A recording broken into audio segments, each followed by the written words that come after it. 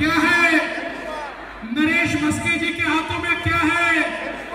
क्या है? क्या है? इस मतदार संघ में मोदी जी के हाथों में क्या है? क्या है? क्या है? धनुष्यबाण। तो बहनों और भाइयों, फिर आपको और कुछ बताने की आवश्यकता ही नहीं है। हमको आने वाले 20 तारीख को धनुष्यबाण का बटन दबाकर हमारे नरेश मस्के जी को दिल्ली में संसद में भेजना है। ये चुनाव मामूली चुनाव नहीं है। ये चुनाव महानगर पालिका का, विधानसभा का चुनाव नहीं है। ये चुनाव भारत का चुनाव है। देश का नेता चुनना है। देश किसके हाथों में महफूज होगा, देश को कौन विकास की ओर ले जा पाएगा, देश के आम आदमी का सपना कौन पूरा कर सकता है, इसका निर्णय करने वाला ये चुनाव है। और इस 400 पार में थाने से हमारे नरेश मस्के जी भी होंगे। ये मीरा भाईंदर वालों ने तय करके रखा है। दोस्तों, 10 सालों में 25 करोड़ लोग गरीबी रेखा से बाहर लाने का काम मोदी जी ने करके दिखाया। 10 सालों में 20 करोड़ लोगों को झोपड़ी से पक्के घर में मोदी जी ने लाया। 10 सालों में 50 करोड़ लोगों के घर गैस मोदी जी ने पहुंचाया। 10 सालों में 55 करोड़ लोगों के घर शौचालय मोदी जी ने दिया। 10 सालों में 60 करोड़ लोगों के घर पीने का पानी मोदी जी ने दिया।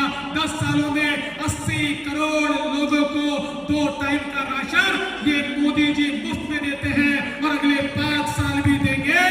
और 10 सालों में मोदी जी ने 64 करोड़ लोगों को, हमारे युवाओं को मुद्रा का लोन 10 लाख तक का लोन बिना किसी गारंटी के और बिना किसी मॉर्गेज के दिलवाया।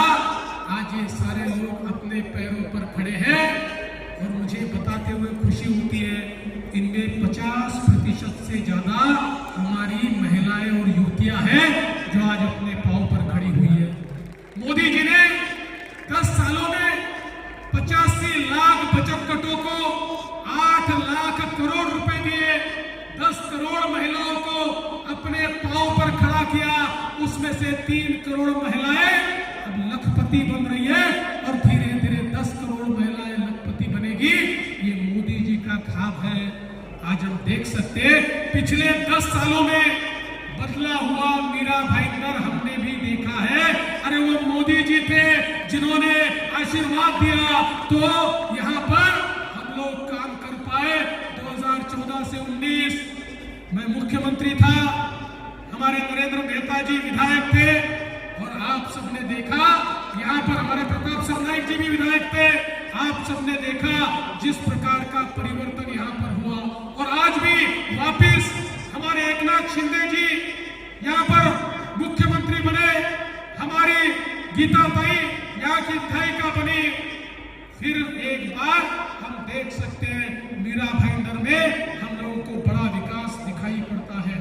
आज मीरा भाईंदर में मेट्रो आई है, मीरा भाईंदर में सूर्या से पानी आ रहा है और मैं आपको कहता हूँ 40 mld पानी तो हम लोग गणपति तक शुरू करने का प्रयास करने वाले हैं।